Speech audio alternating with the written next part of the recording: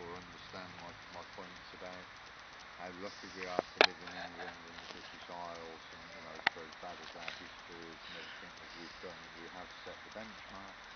We are, very lucky. Yeah. Well, we may be lucky, but we're also vulnerable, because one of the problems of Parliament and corporate world is that bad people get into power, positions of power, write bad law, and basically deprive us of our rights and our liberties. Laws that send us to war. Laws that... Yeah, a good example. 1 million people went to the streets of London. Well, I heard at the time it was 4, but apparently there was only 1 million people.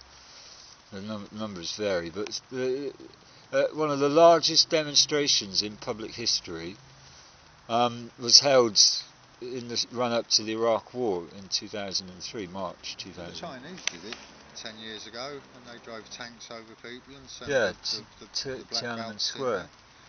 So people are standing up around the world, Steve. It probably wasn't the largest, I don't think. Yeah, but and the image of Tiananmen Square is that one guy with the shopping bags standing in front of a tank, and I think he got run over by the tank.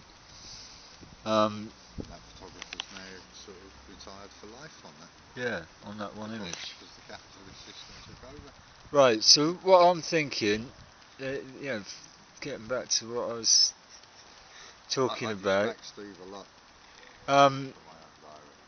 Was that 2 out of the 3 groups of people are basically taking the piss and robbing the 3rd group of all their cash, of all their liberties and rights and things. Oh, he's chasing those squirrels. So the 3rd group of people, us, we the people, have to have equality of arms, which is a fundamental maxim of common law, where if someone hits you with a sword, you've got the right to hit him back with a sword. But in religious law, arms means I can go and tap on the priest, the vicars, the bishop's door and say, I come for arms, sir. If Darren Pollard, in his protest, had stood on the steps of the cathedral with his megaphone, the police would not have known what to have done. The minute he stepped over the threshold of the church boundaries onto the open spaces where the police have got another jurisprudence, he was arrested. He didn't consent, but they still arrested him and took him away. Darren would have been a lot more successful if he'd have stayed within the confines of the Church of England, where other laws protected him. If he'd have stood on the step of the cathedral, he would have invoked even other laws of sanctuary, so the officers would have left him alone and his crowd would have gathered and he would have been able to speak in peace. Maybe that's the answer harassment. Then. Maybe we should. Me and Darren have got to talk about this, because there's still an element of not knowing what the law is. They're still getting crammed on all of this. Oh, it's something that was written in the Magna Carta. That's just one of trillions of laws. Yeah. A little old lady said it, in the Echo on Monday. She was born 6 months before World War I, and she was describing, policemen that looked like Nazis and stormtroopers. We're sleepwalking into a fucking standing army in our own country, and we won't even recognise them. Right. Well, that ties in with what I'm saying about these 3 groups of people. Maybe the part of that religion is another issue altogether. I don't want to get into. The different laws apply, and Darren could have protected himself. That's all I was raving about. Yeah. Different laws apply, but the basic principle is that we've got a hierarchy of people. The drones at the bottom pay the wages of the people in successive levels up the hierarchy, right? And then 2 out of the 3 groups, the corporates and the government, have basically learnt the system and built the system as it is today.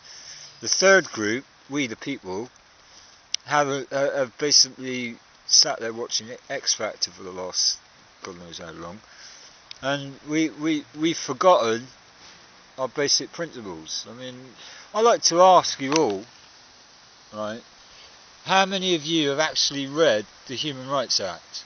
I have. There's one, and I have several times. Steve's enacted the human rights. I'm going to say this quick because my battery's going to run out and I want to save a little bit to play it back and have a look. But Steve once stood in a tribunal with two Mackenzie's friends. I was lucky enough to be one, and his benefits were reinstated, and he set precedent in local law by arguing that to be forced to go to Poole Civic Centre and do some community work programme, he was being subject to slave labour, and his argument was heard at that tribunal, and the chairman of the tribunal supported in him and helped us understand it even more, and all of what Steve was owed was given back to him. So Steve's a living example of how you can use the law to get your rights met, as long as you use the right law in the right place. So I'm going to switch mine off now anyway. Cheers, Steve. Right. So how many of you? Steve, because that's one you could do a good talk about.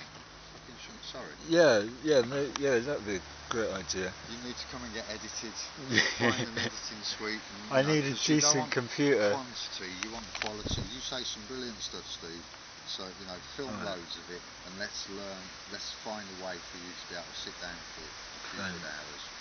It's only money for a program on the computer, isn't it? No, I've got the software. It's the computer itself. It's a bag of shite. That one that I had in the shop, would that do it? Another one that was running. If it's better than a P4. But yeah, so how many of you have read the Human Rights Act? I mean, physically read it. It's online. Just type in Google Human Rights Act and then read it and see what happens. Get a look in your mind. Everyone has the right to life. Everyone has the right to freedom of expression, and so on and so on. But that's my. Don't need to say anything. You read it first and then come back and drop your comments off or whatever.